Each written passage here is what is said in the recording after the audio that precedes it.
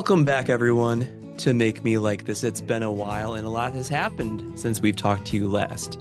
I'm here with Jeff, and I'm here with Roman, but I'm not really here with either of them, especially not Roman, who is on the other side of the globe from us right now. So, Roman has moved out of the country. He has moved to a country called Taiwan. And I want to know all about your experience so far. You've been there for a couple of months, and I want you to make us like moving abroad, make us like Taiwan. So just starting off, what was the experience like just moving here, moving there? Well, I'm going to start off actually with a couple of things. Because when this episode is going to air, certain political things might have happened in the country. I'd like to say I did not move based on the results of the political things that have occurred in the United States. Way This before. happened way before, as Brendan said, a couple of months. So, with that out of the way, I also think that Make Me Like Moving Abroad and Make Me Like Taiwan could be potentially two different episodes. Yeah. Uh, so, we'll see how that goes. But what was your question? What was the first month or so like? Just the experience of packing up everything that you own, Oh, yeah. um, packing it up or selling it, and then, you know, moving your family all the way over to the other side of the world. Yeah. Well, this is actually my second time doing this. As a kid, my whole family moved from Ukraine to the States and lived there for 30 years and then decided to move to Taiwan because that's where my wife's family's from. And I think one of the most eye-opening things is just how much crap we had in the US. I think we lived in a fairly average suburban home, nothing giant, family of four, two kids, and there was a lot of crap. I rented a dumpster, a good sized dumpster. I then had to rent it again after I filled it up once and get it hauled away, thinking that my second time renting the dumpster, I was just going to fill it up a little bit. Nope, filled it up completely again, and then still had stuff left over. So, yeah, even before you move, I would suggest go through your crap. There were boxes that were not opened from previous moves, and I'm just going, man, what do we actually need? Also had a lot of clothes. Everybody had a lot of clothes. I think I donated half of my wardrobe. We then found a shipping company that is able to take boxes from Michigan to Taiwan. It took about 3 months for them to get here. So we actually sent those out in the summer because they go throughout the country as they drive east to west towards California and collect stuff, from people who want to get stuff shipped. And then they had their own ship to take stuff over to Taiwan. So it was on a boat for about 3 months, the whole total process. When we got those back, we had stuff in there like winter clothes and all that kind of things, stuff that I ended up donating here as well because I do not think I'm going to need it. So we'll see. We're getting to winter right now. It is mid-November. Currently, the temperature outside is about 82 degrees Fahrenheit. So I don't think I'm gonna need any of that stuff. Maybe just like a nice jacket, just for rain and things. So, anyways, that's getting further more into it. But selling the house wasn't that stressful. That was easy. Getting crap out of the house, I think, was a little bit more stressful than that. Getting all your affairs in order, that was a little bit stressful. Setting things up like we did a virtual inbox. So there's actually our mail is getting forwarded to some building somewhere in Michigan where we have the option of getting it scanned and I get it on my phone. That's a pretty good service. It's actually You got to get the Menards ads. So they actually screen those. They don't count any of the advertisement towards your like inbox. They do not only your mail. Dude, I might do this even though I'm Just it, like normal stuff, right? yeah, that might be Yeah, worth it. I think it is. I think the cost of like those scanning your document becomes it's a little high if you get a lot of mail because it's something like 10 or 20 cents a page. And then if you get one of those, like just recently, they scan the front of the envelope. That's for free. So you see what the mail is coming in. I got a letter. I'm like, I have no idea what this is. It's from some company. I don't know what it is. It looks legit. So I decided to scan it. It was like a 25-page document that my data has been breached somewhere or something or whatever. Pretty much, I think it was like a big health insurance data breach that a lot of people had by a third party. But again, I did not need 19 of those 20 pages. I just needed like the first page telling me what it is and what to do. So that went against my quota of scanning and stuff like that. So, but anyways, it's cool that these services exist. I've got something that I will do for free for you. Forward your mail to me, Uh-huh. and I will summarize it. I should just get AI to do that. Actually, You should yeah, what? I should just get AI to do that. Yeah, you could do that, Yeah, but they but do other things like so. If you want the letters, you can actually like tell them to save them and then put them together in an envelope and then forward them to you anywhere in the world. They'll mail it out. They will also mail out checks. So if you get a check in the mail for whatever reason, like if your wife goes on shopping sprees, but does that cashback Rakuten whatever type of thing. I did not know this, but a lot of banks still will let you deposit checks by mailing them in. You can just mail your check to a bank and include a sheet of which account you want this to go into, and they will do it. You don't actually Wow. even have to sign them for whatever reason. And so that's a service that this uh, mail service that we use also does. So if we get checks, they'll just send them over to our bank there and they get deposited. So anyways, this is one of those like logistical things that you have to think about if you decide to move, because even though we're going to be here for a while, not like a month or so, there's still stuff happening in the States that has to do with us. We're still getting mail for certain things. You can't just call up companies that you don't know that are going to send you stuff and say, hey, I want to change my address. Some companies also don't allow you to change your address to a foreign address. Some banking companies and things like that. So yeah, looking into that, looking into banking, looking into what happens with retirement funds, healthcare, like all this kind of stuff as you move and you move jobs. That was stressful. And that was a big thing. I bet. There's a lot that you kind of take for granted, thinking about like the 401ks and your even I think you said you still have to do yearly taxes even Yeah, if you're not living there. that's the U.S. is one of two countries in the world that require you to file taxes if you are a U.S. citizen, even if you're living abroad and not actually earning money or anything in the U.S. The other country, I forget what it is, but it's something that you haven't heard Mm. of before.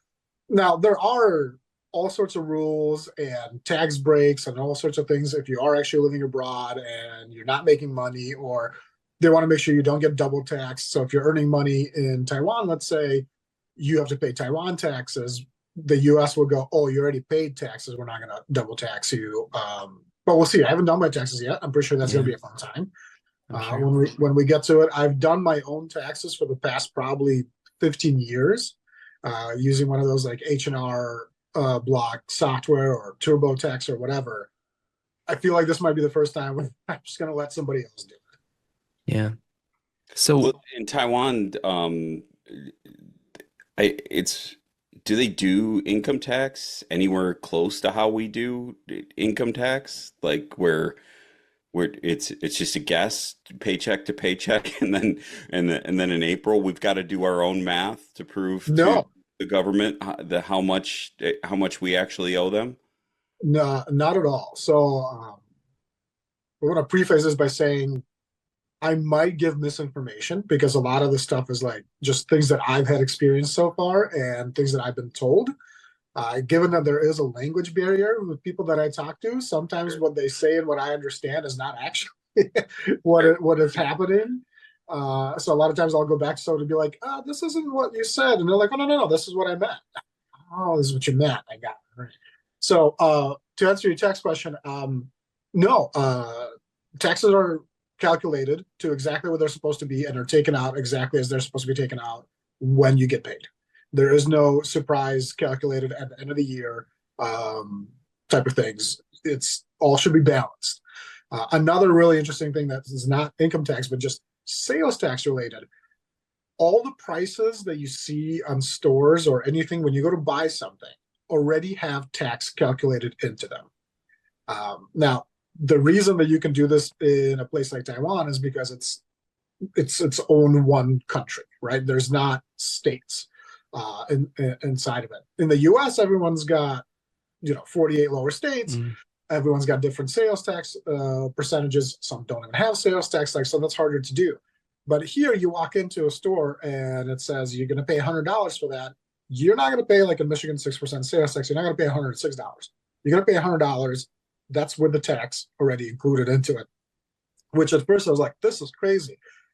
And now it's so much easier to not have to think about doing math when you're trying to figure out how much something's going to cost, especially in bigger purchases. You're not surprised by something. Like if you go to buy a car, it's not all of a sudden like, oh, that's $6,000 more. Well, not like I'm buying a $100,000 car here or anything, but things like that. And a little bit also that kind of along the shopping route, they flipped their discounts. So in the States, I'm sure you're familiar with 50% off, 80% off, all these kind of things.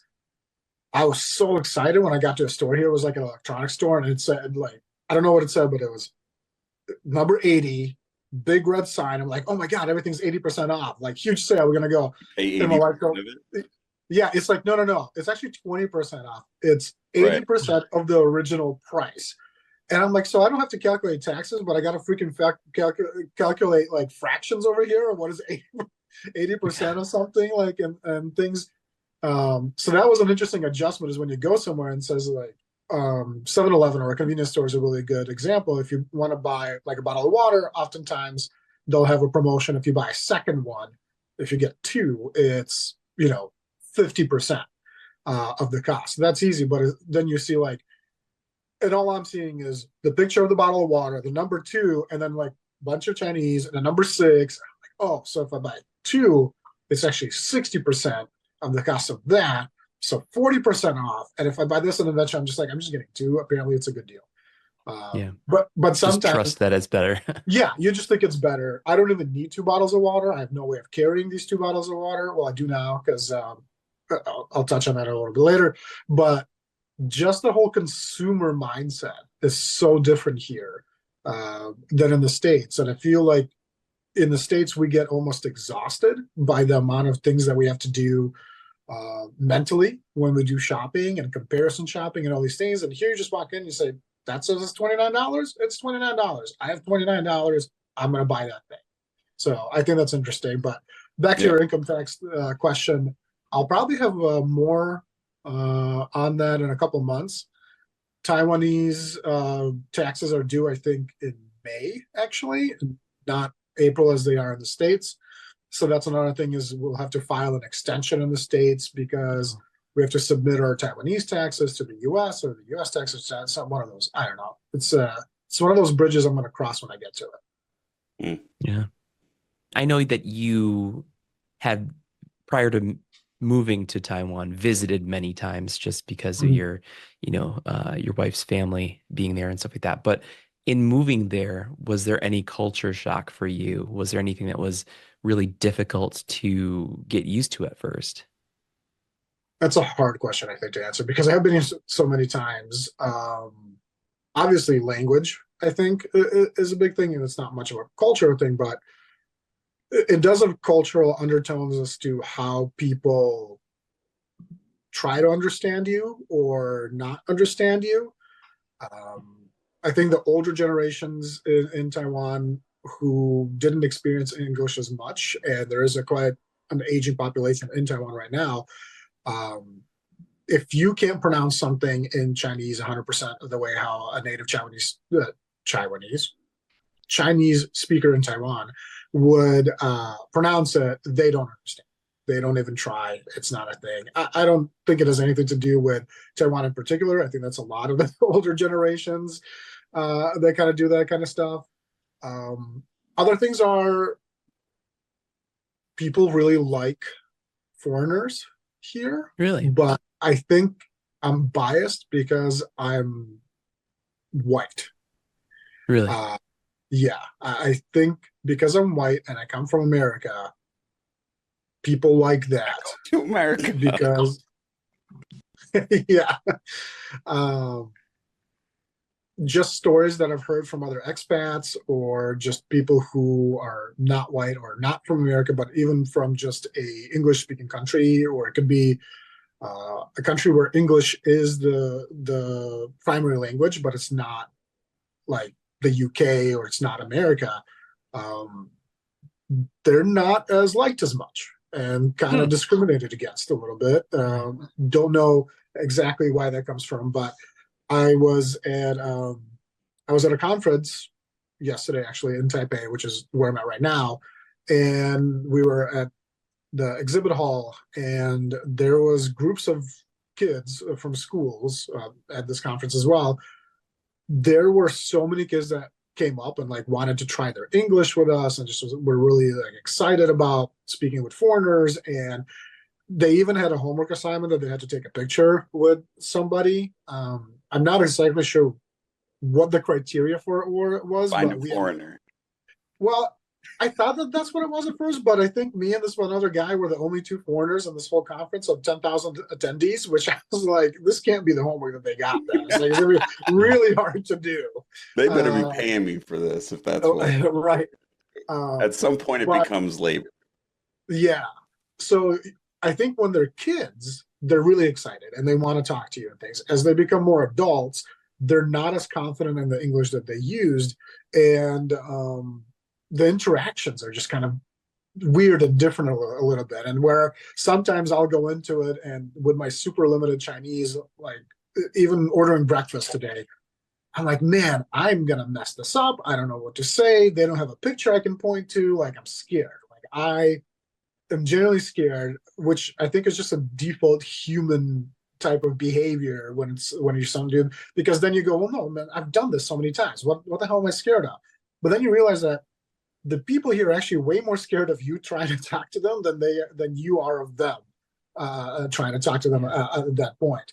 So there's some people who really want to try their English and are excited that they get to use something that they learned in school. And then as you get older into the people that you meet, that kind of goes away a little bit. Of course, if you have a couple drinks, then everyone speaks English and everything's amazing. And I have big culture shock was that my in-laws apparently speak English quite well, which they haven't done so for the past 12 years that we've been visiting here until we moved. And I don't think that they all of a sudden learned English. But when we went from completely not knowing any English to all of a sudden like having conversations with me or asking me things. I'm like, what the hell happened? Where was this? So you think that they've known all along and have just been pretending? I think that they were just not confident. I think it's again like that aging population. But now that, when we come to visit for 2 weeks, they're like, there's always going to be somebody here, like my wife who can translate or things like that. But now when they have to they don't have to, but like if they give me a ride somewhere, if my father-in-law gives me a ride somewhere and it's just me and him in the car, it's like awkward silence. Then he'll say like 2 words in English, and it's not like easy words, but all of like things that are like, oh, I didn't know you even knew how to say that. I'll say some broken Chinese to him back, and we'll have those kind of conversation. And that didn't happen before. And I don't think that he took lessons all of a sudden or anything. So that's kind of an interesting, not really a culture shock, but just kind of an interesting experience that I had. let's see, some of the biggest things that probably people know about Taiwan is how many scooters there are on the streets. So just the interactions between pedestrians and motor vehicles, that's interesting here. They are going from a culture of basically, if you're on wheels, you have the right of way all the time, to please watch out for people crossing the street or on the sidewalk, of which there are not many here. Um, they're trying really hard now to make sure that there's not accidents and, that people are okay. But I ride a scooter now to places, which I think is awesome. It's really quick to get places. It's faster than a car. It's easier to find parking because you just post up on the sidewalk, which you're not supposed to do, but you do. But also, I went from, and I've ridden motorcycles in the States. I've had a scooter in the States, but I didn't really use it in the day-to-day type of thing. In the summertime, sure, I would ride my motorcycle to work. But if I wanted to go down to like 7-Eleven, I probably would get my car and go to 7-Eleven because it wasn't that close because of the suburban just layout of how things are.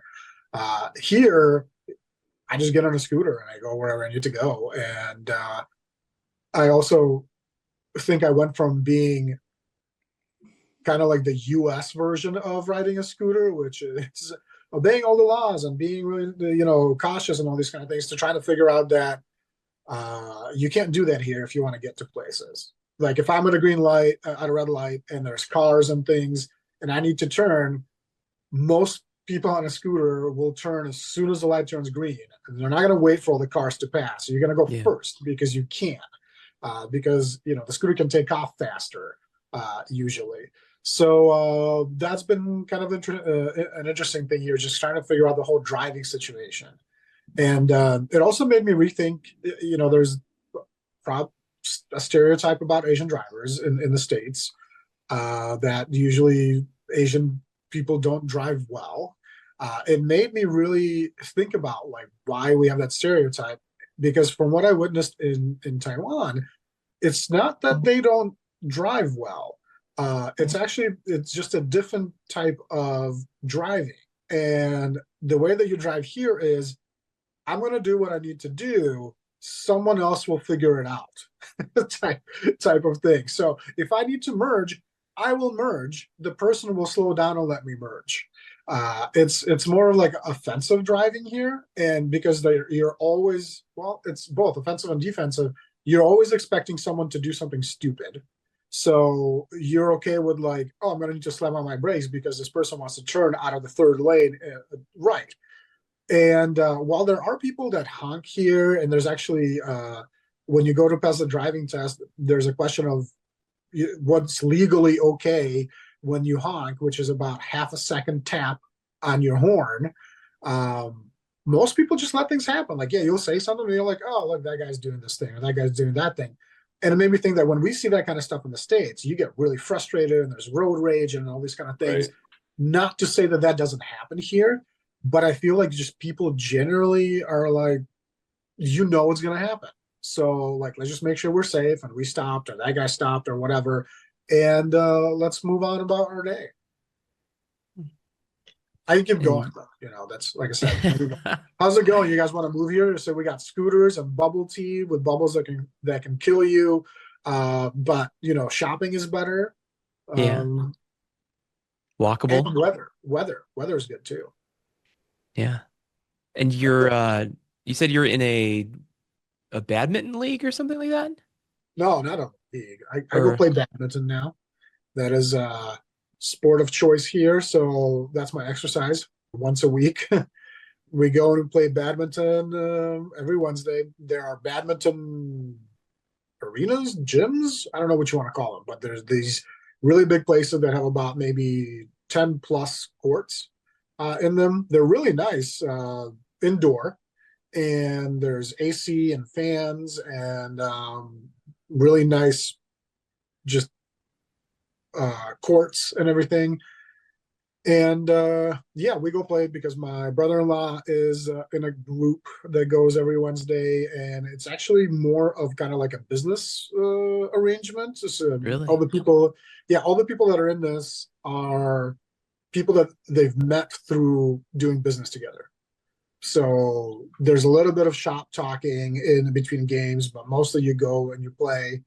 Um, I'm not new to badminton. I'm not new to tennis or any sort of racket sports. I like it, but man, the people that play here, I don't know if you guys watched badminton in this past Olympics. You know, there was a huge thing. Just, it was a big sport, but I almost feel like there's Olympic level people and beyond that are playing playing in this gym because all you're hearing is just crazy whacks of the birdie. They're also so it's such a I don't know how to put it. It's you know when you get a really cheap badminton set and it comes with these rackets and then there's the birdie which is made out of plastic and things like that. Yeah, there are no plastic birdies here. All the birdies are the ones with the feathers in them, the actual bird feathers. Really? And there's thousands of them everywhere. So I feel like there's got to be a business that like refurbishes these type of things. So that's what you got to use. You got to have special shoes so you don't mark up the course.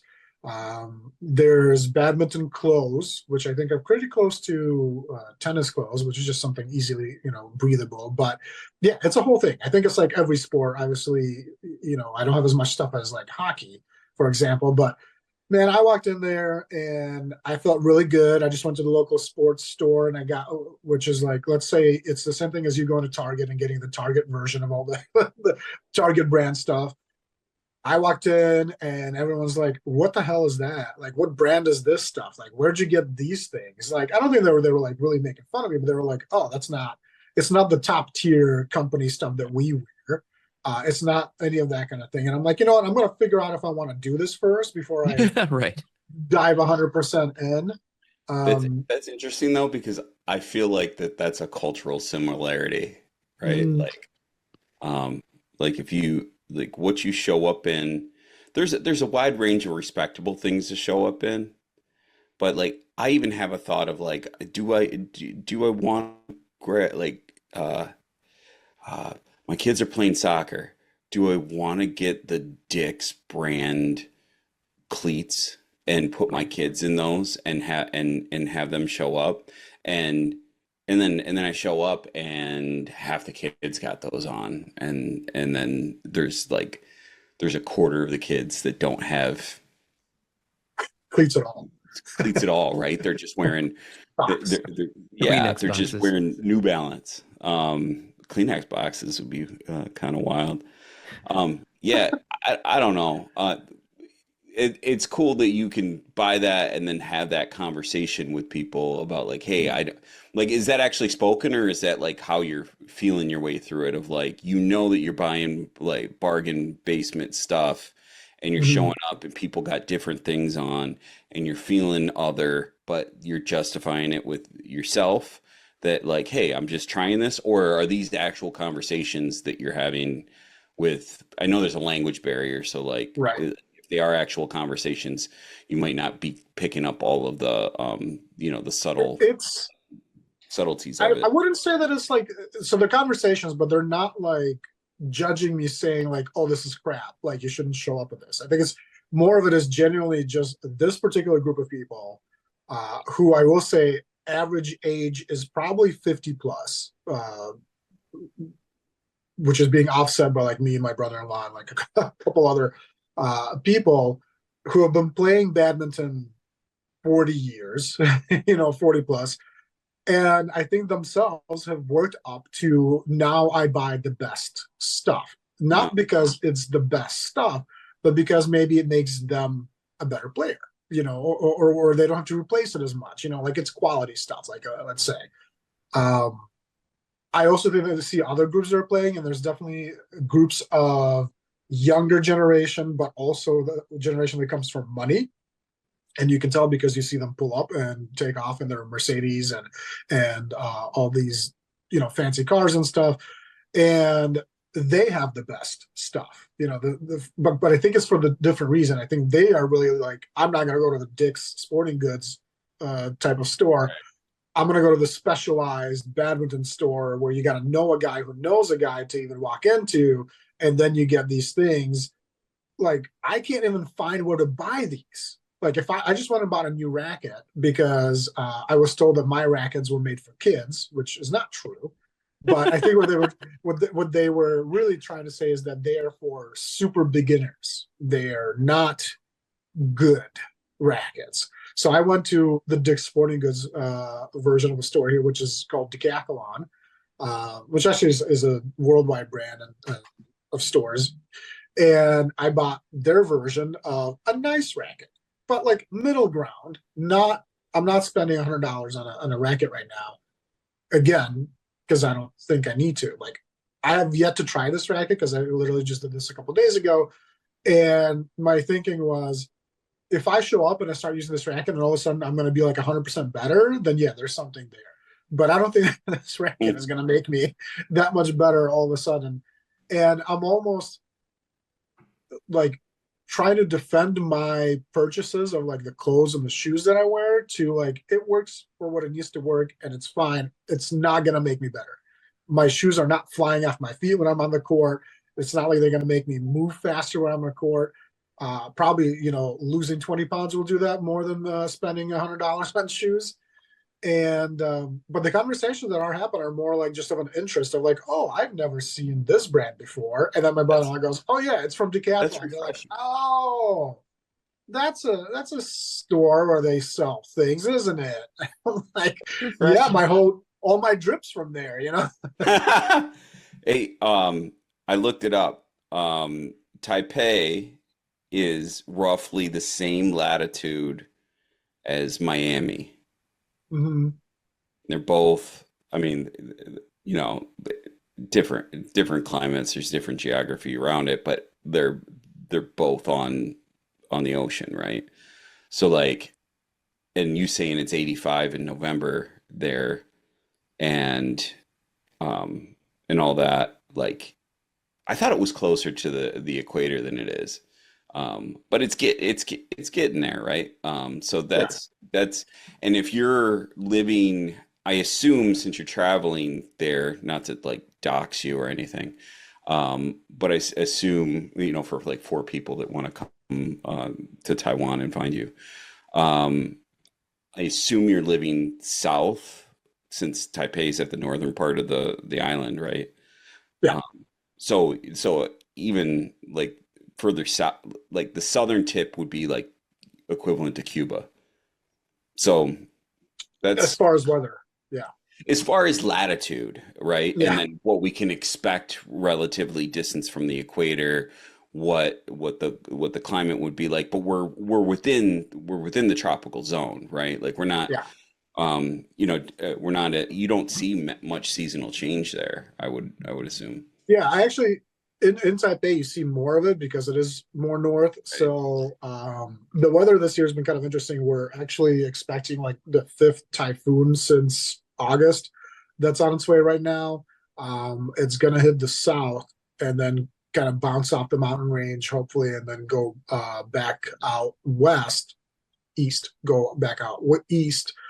So where I'm at is more central Taiwan, so I'm about an hour and a half or so by bullet train or speed train, as it's called here, which is another great cultural shock type of thing. And not as much seasonal change there, but in Taipei, you do get trees changing colors a little bit depending on the trees, and it can get a little cooler here.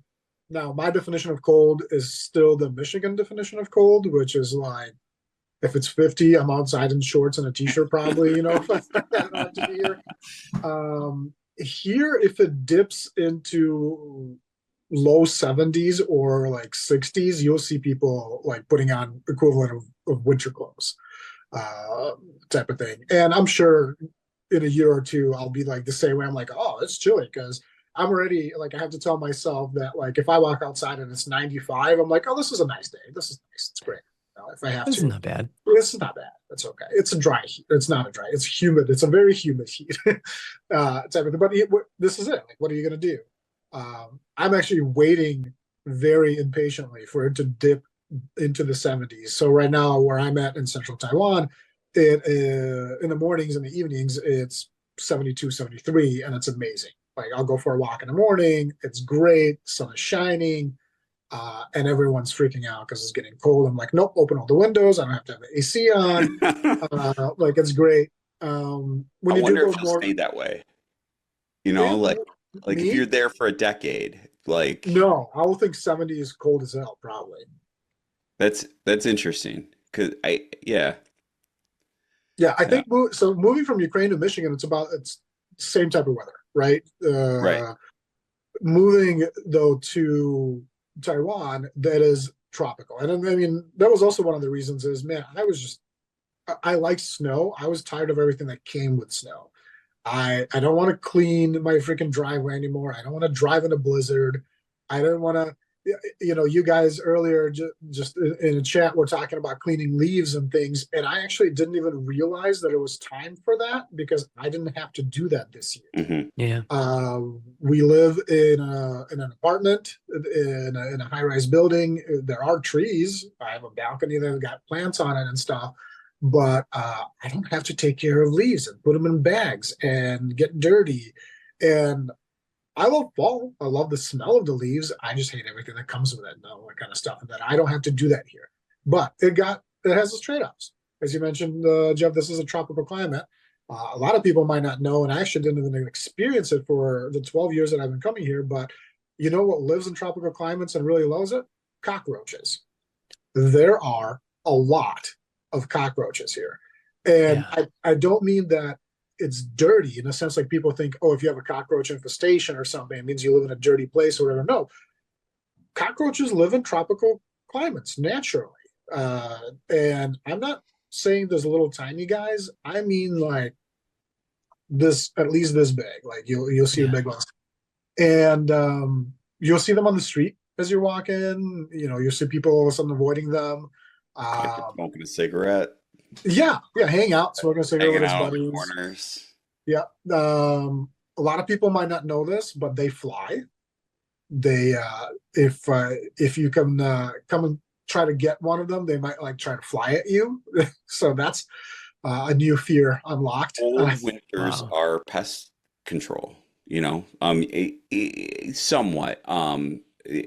They drive the mice inside, right? Mhm. Like so might and you get bugs inside in the fall, trying to survive. But like Yeah, a good cold Michigan winter, kills everything off. And then over time, that means stuff just doesn't evolve into like that kind of like those cockroaches just been kicking it for years, right? Like yeah, of course they're gonna be bigger and more present. So, and it's Should just walk around with that badminton racket and just oh, just bat them. not with my new one. Maybe with my no, kids' one. no, the kid one. But actually, so it's interesting you say that because they do a lot of pest control here. So with the cockroaches in more urban areas like Taipei, Taichung, Kaohsiung, like bigger cities, right? Um, Once in a while, if you're walking around, there's a very distinct smell of whatever chemical they use to try to kill all these cockroaches. So that happens quite often here. They'll like put stuff in the sewers to try to kill them off. What happens when you do that is they all come out from the sewers because they're trying to get away from that. So just streets are lined with cockroaches, but they're really good about cleaning that up and all that kind of stuff. Another reason to get a pet here, apparently cats and dogs will eat cockroaches. So for those of you with pets that like to kiss on your animals, just think about that last cockroach that it ate. Uh, but Well, I think, especially if it's been poisoned, right? right. Like And you can tell because the thing's like drunk and not running away, and it's is like the on its back. chemical like pet and human safe, or like what are they using? I haven't looked into it. I'm assuming it's humans and pets safe because it's everywhere here. But yeah, they try to control the cockroach population. They also try to control the mosquito population. There's a lot of mosquitoes here, tropical climate, wet. Right. But because they're not of global warming or not, but because it has been getting warmer, mosquitoes that are traditionally not seen in certain places, that are only seen like in mountain ranges and things like that, are actually starting to come down from the mountain ranges into the populated areas. And those are the ones that like carry the disease that haven't been around and things like that. So they'll come around if all of a sudden there's a couple of cases of somebody getting some sort of fever or something from these mosquitoes, they'll fumigate whole neighborhoods to get rid of the mosquitoes here. So that's another kind of interesting cultural thing, just what they have to do. But with that, I also see geckos running around. That's kind of cool, just to kind of see a gecko. That's supposed to be a cool thing. I have plants on my balcony that are always going to be, green and flowering as long as I water them. We can go up into mountains, and I've literally seen just monkeys running around in mountain areas, like, which I think is kind of cool. Just a lot of like nature and a lot of things to do here overall. Like I think that's another cultural shock or difference is for such a small place as this island is, there's a lot to do, and the people that do it are not external to the island. They're not tourists coming in from other countries. There's a lot of be a tourist in your own town type of place. And people are really interested in supporting local businesses. People really want to go out and do camping, and it's just a huge thing that people are tourists in their own country here. That's cool. Which I think is really cool. Like, because then that means that more things come out. Like, they make forests more walkable. They'll put in hiking trails. They'll do those type of things, and like, it's a big thing. Like, there's a camping store that is, the way I put it is, it sells a lot of the influencer stuff, like the kind of stuff that you see on YouTube that people say like, hey, use this thing to make coffee when you're on camping. But there's that type of store. It's actually a chain that I see like every couple of miles here in the city. And to me, that says that they sell enough to stay afloat, which means people buy enough stuff to use, probably. And they go off and do things like camping. They go off and travel. They'll take the bullet train, and it will take about, I think, just shy of 3 hours to go from the north tip of the island to the south tip of the island. Maybe 4 hours, depends on which one you take. But just that is the ability to go from the busy life of Taipei down to something like Kaohsiung, which would be the same thing as flying from New York to Hawaii, basically, and the same type of experience.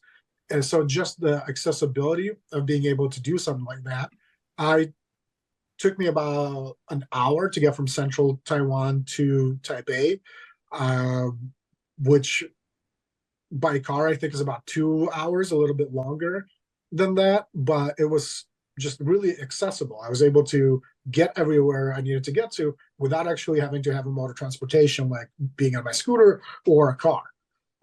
Again, that depends on where you live. Obviously, not everything has got a subway or bus or things if you live more in the rural areas. But again, that's a big shift for me, coming from suburban central Michigan to something that's a little bit more populated. Yeah. As far as you're talking about like the communal aspects of the culture there, have you felt isolated at all, kind of with the language barrier, with, not really knowing anyone who's not family, right? Has that been difficult, just for someone who is, you know, a social person, someone who gets energy from collaborating with people and stuff like that? Has that been tough?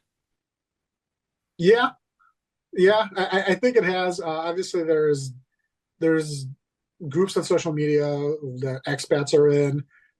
I think most of the kind of stuff, the support for somebody who's from a different country, is in Taipei, because that's where most people come.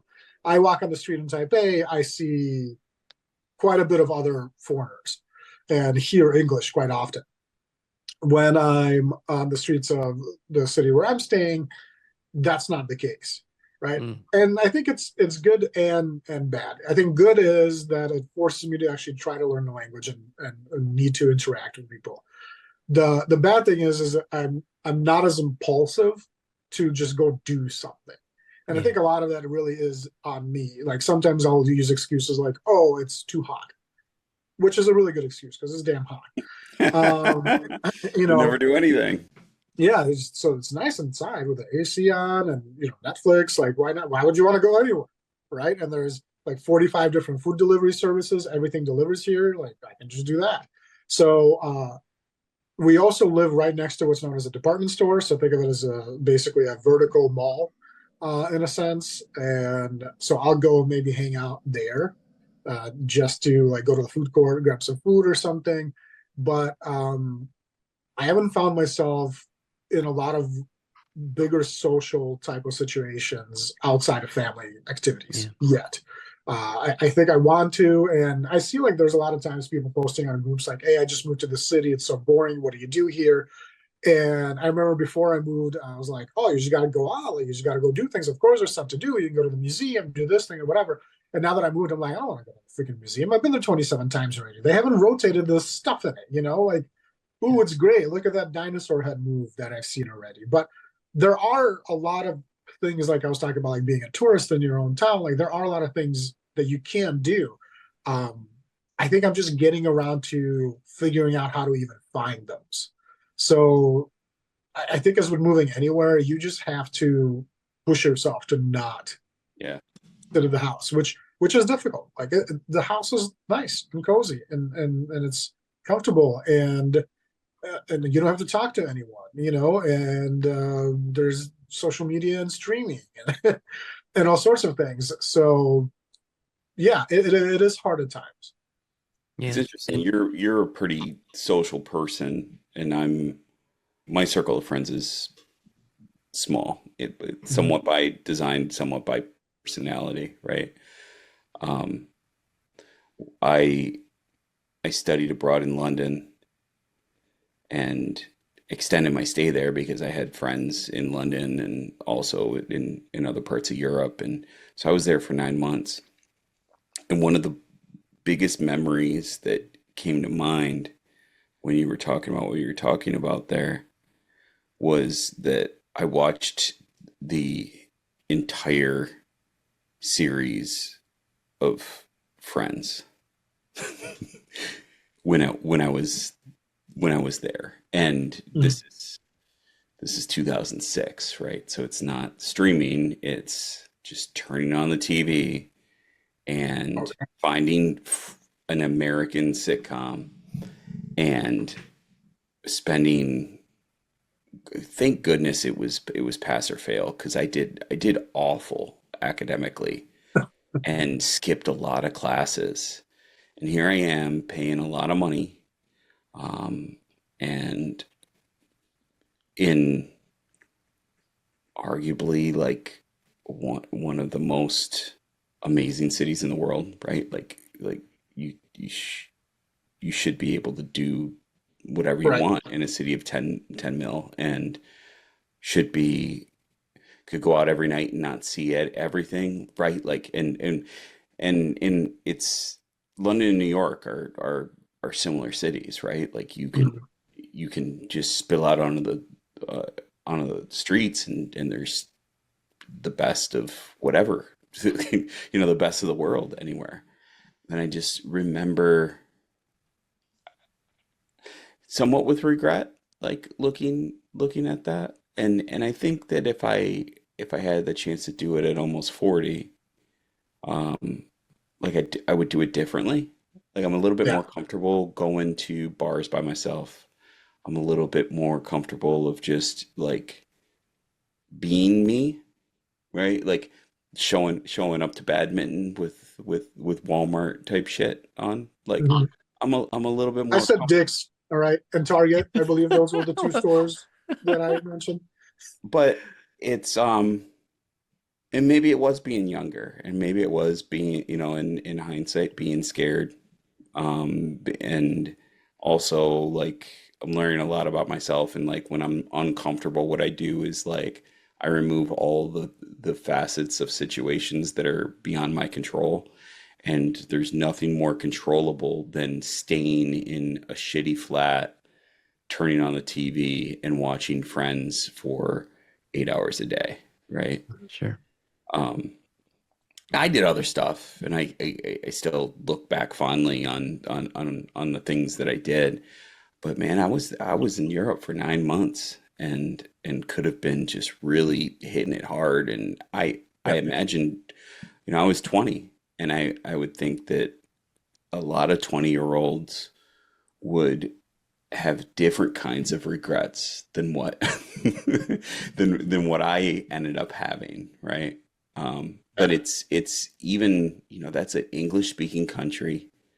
Um, that's a city that, if in Taipei you can find a bunch of people that aren't naturally from there, like in that city, like I could find people from everywhere all the time, just randomly run into people. Um, but I don't know, it says something about who I was then, who I still like. There's a core of who I am, and that I tend to run from and hide from things when not even like perceive things as dangerous when they're unknown and not like purely dangerous. Um, but also about like where I'm at now, and I'm able to like look at it and think, like I was 20, and that's who I was then. I didn't know much better. If I went now, I would do things differently, but I still had great experiences, so I don't have to beat myself up too much about it. Well, maybe, and I think in both your London situation and Roman's current situation, I think there's a part of it that's overwhelm. And you can only do so much. Your body's only gonna let you do so much, right? And if you spent the first couple of months trying new things and going out and meeting people and stuff like that, and then you just kind of couldn't sustain that, like physically sustain that, emotionally, mentally, um, you've got to take a step back and kind of shut everything out and recover a little bit. So I I I would imagine that your friends binging happened more towards the end of your trip. Was that fair to say? It's a good question. I don't really know. I Towards the end of my trip, I traveled a lot more and spent a lot more time out. So I think maybe it was like early on. I had an Or maybe in experience the where middle? I got there and I was supposed to be like I didn't get put into a dorm at the university. I was going to be um, in a room in some woman's house. And I got there and she had all these rules about like curfew was 8, and this might be unnecessary detail and I'm focusing on the wrong things, but it felt like I was Harry Potter going to live with uh his his aunt and uncle. Under the And she stairs. was like, Yeah. go under the stair. You live under the stairs. And So you had what I assume now is a traditional London experience for anyone. Yeah. well, I showed And then up the there. males come in like It this, was and a then via the owl. mouths I'm go sure on I'm and they not start talking. unusual in this, but I was 20 years old, and this woman was telling me all of it. Like I couldn't I could only use the kitchen during like regular meal times, like between noon and 1, Dang. you can use the kitchen, right? Um and and she's talking to me, and I start to like leave her mentally. Like I'm not listening to the details anymore, because in my mind I was like, this is Yeah. fucked up. I'm Yeah. not staying here. I got to figure out a way. I got to figure a way out of this. And so I go to my friend and I'm like, hey, like this is the deal. That's fucked up, right? And he's like, absolutely. We're gonna go get a used mattress. You're gonna throw it in my room. We'll figure out the details of splitting rent, and whatever like. So I did that, and then but then I was in some shit with both universities, because like this was Right. like an arranged, like, and this woman wasn't going to get her checks. Mm. So Oh yeah. so I was, I skipped before I gave her a deposit. So like I was leaving her with nothing. Yeah. And so like, like uh, Grand Valley called me and it was like, hey, like first off, it's 2006 and it's really hard to get a hold of you because we didn't know where the hell you were. And so they're saying like, hey, you got to go do that. Like we arranged this for you. And I was like, I found other housing. I'm safe and whatever. And it was like I didn't really realize it was like a liability issue on their end too. Of like they've got their student, they sent their student abroad, and their student went AWOL. Yeah. And whatever, I sorted it out and I said, okay, well, like I'll go to class, and I'll tell you my address, but I'm not going back there. I found a place to live. And I eventually like just, the problem went away because I ran from it Yeah. basically, and then was insistent that I wasn't going to go back. Because that lady had a house elf and it was not comfortable. But it just Yeah. it's something that I've noticed that I tend to do, right? Like when I disagree with stuff, I don't always like negotiate my way through it. I, I don't talk to any exes, right? It's just it's like, oh, this is done. Okay. Then then it's done. Hmm. I'm a like it's definitely related to childhood trauma and stuff like that. Sure. But it's been a On the hard next, it's been a hard thing, but it's also been something that like I've grown in and have enjoyed getting to the point where like sometimes you can just like exist, right? And like when Hmm. things are uncomfortable, you can just kind of like go, oh, okay, well, I usually figure this out. I trust I'll probably figure this out. Maybe I can just like not have everything known right now, and I can just, you know, instead of actually running from this, I can just try to figure out what's going on here and be.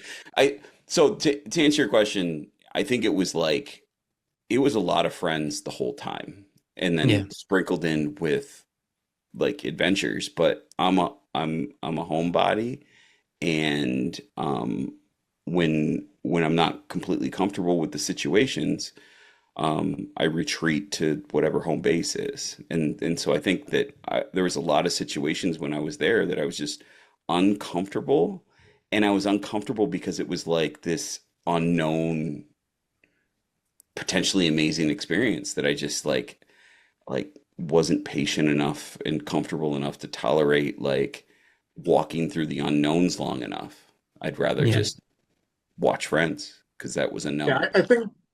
I think what you're getting at is kind of like some of the same thing I'm going through. It's you tend to try to find and latch on to something that's familiar, right? Mhm. So whenever you're moving abroad or any type of extended stay, like if you go somewhere for a week, everything's exciting all the time, right? But even then, from like going experiences like past conferences and things like that, sometimes you're just like, I need tonight in my hotel room. I'm gonna order in and I'm gonna watch Netflix. It's no different when you have an extended stay. Like Friends is a really good example of something that's grounding to what you're used to whenever you're abroad. Familiar. And I've gone through the same kind of things here, like either with shows or something. But for me, it's been more of like I love Taiwanese food and everything, but like man, I want freaking uh like brisket. I just want a brisket. You know, Yeah. like why can I not get a brisket? And then what I've also learned is that a lot of times when I get excited about some finding like more Western food or even like looking for Russian or Ukrainian food here, which does exist, often I'm disappointed by like my expectations are not met, right? So just last night I was browsing the map for some reason I got an ad for Subway, like the restaurant, and I went, I forgot that they have Subways here. And automatically I'm like, I need to look up where there's one to my house, close to my house. I want a freaking foot long sandwich. But then you start looking at the menu here and it's like shrimp cake with this thing and whatever. I'm like, no, man, I just want like It roast ruined beef. it. Yeah, I want like a tomato and mash, want like I need a stuff. And I chicken bacon know, ranch yeah, now. and like I know I'm gonna go in and it's gonna feel familiar and that's gonna be great. But then all the things that are different just from trying to order one to like the fact that it's not like the dressing won't be the same. Like they're not gonna have my spicy mayo or whatever the hell that I used to put on, or they will, but it would be a little bit different. Like that kind of like is a reality check, but still we tend to look for things that are familiar. Because at times it's like you need that a little bit. You can't, it's not an on and off switch. Like you can't just go to a new place and be like, oh, I'm British now, or like I'm Taiwanese now. Like that, that's a Some thing. people So can though. But I was with a I don't know if cohort, it's for right? an extended period of time, man. I don't think like My somebody could be for 9 months. my a I'll call him a an acquaintance, right? Like he was around, and then I'm Facebook friends with him now. He still has like a bastardized accent that's like part British that he just never lost. Like that period of time, and he was in country less time than I was there because Mhm. I was there extended. But within a couple weeks, he was talking like he was British, Yeah. and it was, I mean, at the time, I was like, this is comical. Like, how can someone do that? But over time, I've kind of realized that like that was authentic. He was just able to give himself to that, and not really intentionally. I think that there are people that like can just they're chameleon's a bad word, but or not a perfect term for it, but they just They're really good spies. assimilate more, right?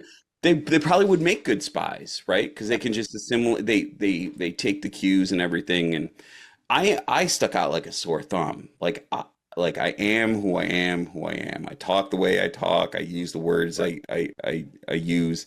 And as I age, I will probably like sound more and more old to younger people because I use the words that I use to describe what I describe.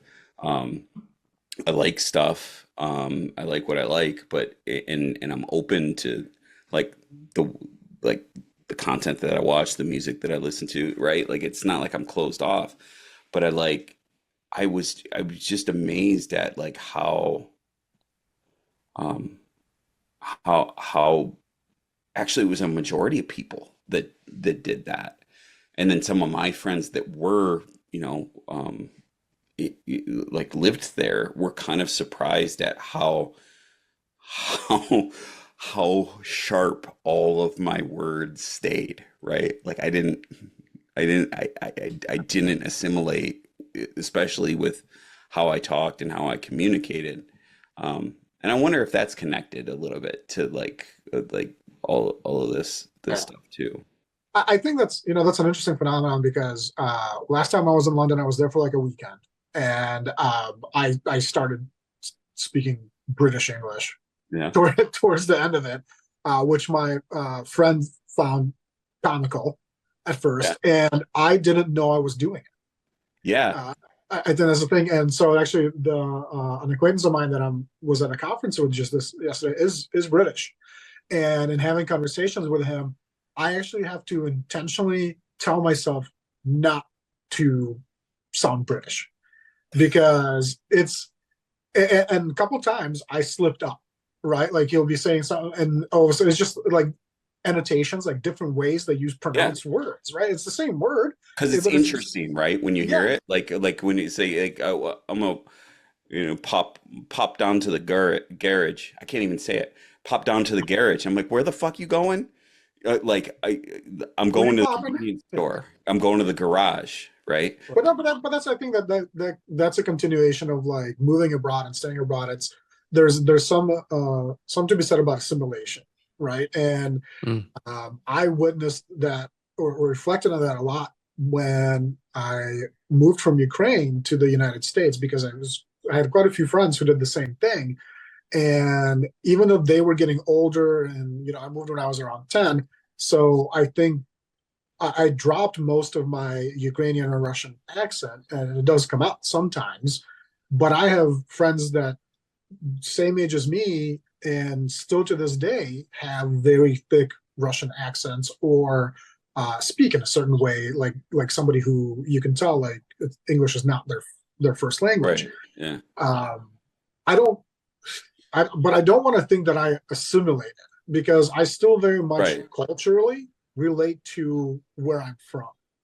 And to me, I like being able though to speak Russian, to read and write Russian still was a lot more important than working on my accent or something. I didn't choose to speak the way I do in English. And I think the same way, like just being in London for 48 hours, I didn't choose to automatically start, putting accents on different parts of the word. It just kind of came out because my brain went, oh, this is how these people talk. We should talk the same way if we can do it. And I had to go, no, stop that, because people might not like that. They might think you're making fun of that.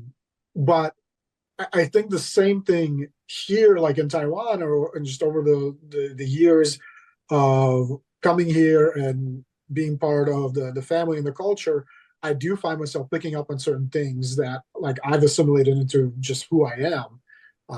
Like one of the things a lot of times that somebody that's Taiwanese might say, like if something happens in English, they'll be like, oh crap, or whatever, that kind of stuff. Here they might say like I am, or whatever. They're like, ah man, like, or something like that. I find myself doing that for the past couple of years now. Whenever something would happen, and at first my wife thought it was funny, and now they're just like, no, it's just part of what you do, and you pick up different things in different cultures. So yeah, guys, I do have to cut this short because they're going to kick me out of my hotel room now. No, that's right. Just check out in 15 minutes.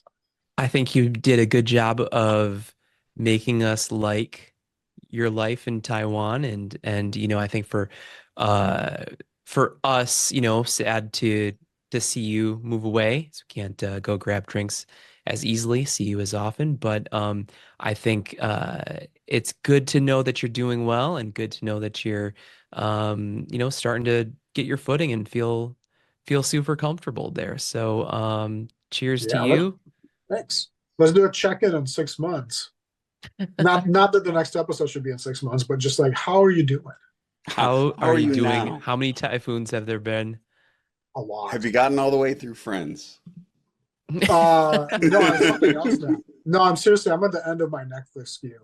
I'm getting movies now because that's another thing abroad is you get a whole different catalog of things, right? Well, one thing that I've always taken for granted is the availability of English subtitles. And because of the proximity to like Japan and other countries here, I'm getting a lot of content in Asian languages that I want to watch, and I start watching it and I'm excited and I'm like, where the hell are the English subtitles? Well, guess what? They don't have to provide English subtitles here because they speak Chinese here. So they provide Chinese subtitles or Japanese subtitles. And I'm like, shit, I really want to watch this, but I can't understand what they're saying. And there's no option. So that's another Might be a thing good way to learn the language. Well, I think I'd rather learn to speak than read first, but yeah, could be. Well, thanks for joining us. That's how people typically learn how to do it, right? Like Chinese people watching Top Gun with Chinese subtitles. Like that's a way to learn the language. But for you, doing it the opposite way, it's kind of challenging. Yeah.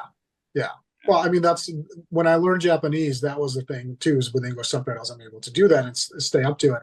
Chinese is proven a little bit more difficult with it, but I pick up on things now, and I'm able to hopefully work my way out of a situation or into a situation if I need to. Other than that, I'll just be ignorant, and I'm a foreigner. You got at least a year where you can still do that, so probably longer. I mean, I'm going to look like this for the rest of my life, so I'll always stay. Yeah, you say, I'm not from here. I'm not from here.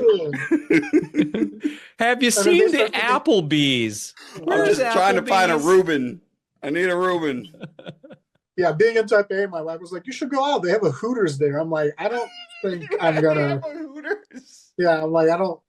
That's not one of the things I miss. See the tower. Go to Hooters. Yeah. It is one of the only Apple stores that was in that tower. So, yeah. All right, guys, it's been real. Check it out. All right, good to talk to you. Thanks for watching.